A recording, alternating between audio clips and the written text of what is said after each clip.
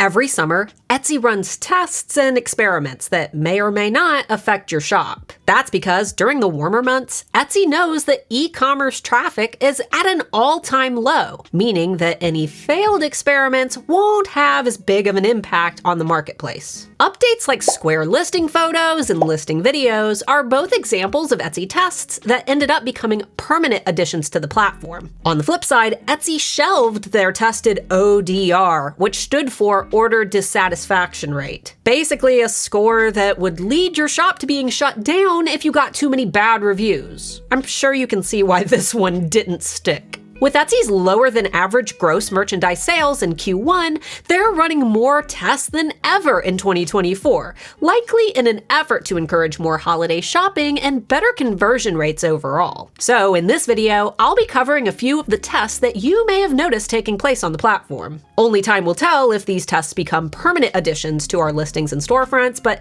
understanding what changes could be around the corner can help you to stay ahead and to prepare.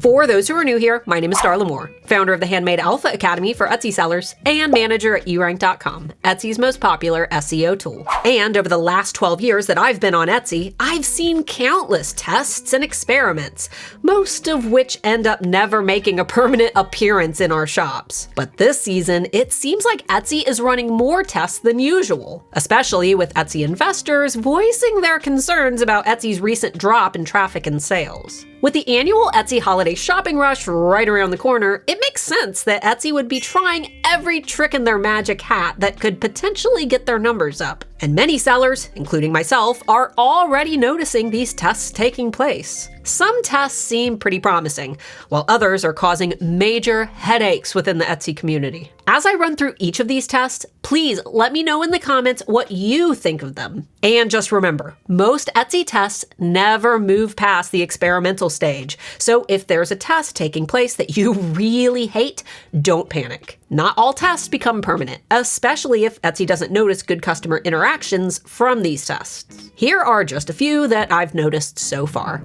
For mobile customers, some users are seeing this message when they click on a listing that doesn't have a listing video. The message appears in the second photo slot and gives customers the option to request that sellers upload a video. As you've probably already guessed, this test has had mixed reactions, especially from digital sellers who don't necessarily have products suited for videos. But it's important to note that listing videos do have a positive impact on conversion rates, according to Etsy's internal research department. In their article titled 3 Types of Listing Videos That Online Shoppers Love, Etsy states that adding a product video to an online listing can provide increased transparency that boosts buyer confidence and conveys valuable information that they can't get from photos alone. Etsy also shares that listing videos are especially effective when they answer common questions, show a product in use, or when they highlight creative details of your items. Algorithmically, as of right now, listings don't receive any special boosts in search for including videos, so adding videos to your listings is truly up to you. For those who don't have products that can easily be recorded, photo or mock-up slideshows are an easy alternative that can be quickly created in Canva or in the CapCut app. As of right now, the listing video request button is only visible for some users, meaning that there's only a 50-50 chance of this update becoming permanent. Another update that's been causing a stir among sellers is Etsy's new AI review summary, which is currently only visible for some users. This AI feature analyzes all of a seller's reviews, then gives a brief summary of the overall tone that most customers expressed within their reviews. And honestly, I kind of like this one because I feel like it minimizes the impact of a few bad reviews, as long as a majority of a seller's reviews are good. It also may lead to less customers digging in order to find bad reviews that may be buried within your reviews page. However, many sellers have expressed valid points about how comments such as smaller than expected may be reflected within the AI review summary, even if the item size is clearly stated in the listing description. This potential to highlight the bad reviews without context could lead to some shops being highlighted in a negative light based on mistakes made by the buyers. However, in all of the examples that I've seen from sellers who are seeing this test, the AI seems to minimize the negative reviews while amplifying the overall satisfaction of the majority. Only time will tell if this update sticks around in time for the holiday season, so be sure to let me know what you think about this one down in the comments.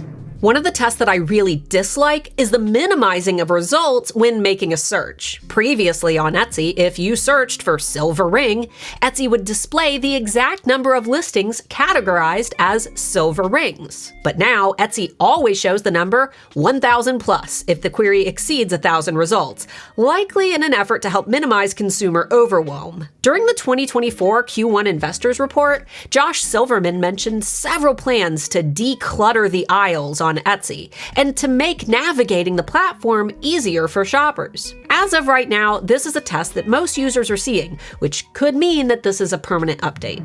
On Etsy search pages, desktop users may notice a button under their listings that says, "More like this." When this button is clicked, it leads to items that are similar in nature to the one that the shopper was originally looking at. During the Q1 Investors Report, Josh spoke about elevating the best of Etsy and how they may begin showing fewer items in search that seem to be identical. For sellers who find themselves constantly buried under more established sellers in their industries, this button may be a gateway that allows your listings to be seen. On the downside, if someone found your item on a search page first, this button has the potential to redirect that shopper to other close competitors who may offer similar items at lower costs. As a buyer, I really like this feature because it allowed me to find items that were of the same general theme that I was looking for, but that I was struggling to find the right words to actually search for. I don't know how I feel about this one as a seller though, so I'll be sure to check the comments section to see what you guys think of it.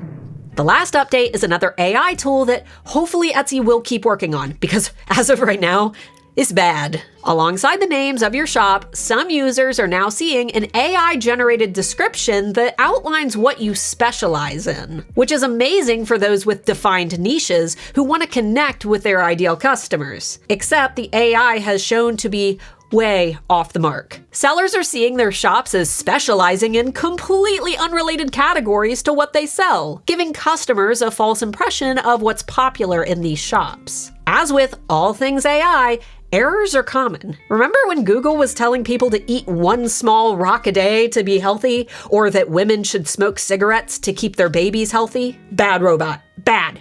Bad robot. This update feels like a half-baked cake that wasn't ready to come out of the oven yet. Hopefully it either gets better or Etsy scraps it entirely before the holiday shopping rush begins. Let me know in the comments which of these tests that you liked, which you hated, and if you've noticed anything else unusual that I haven't covered. Definitely let me know. Until next time, Pookie.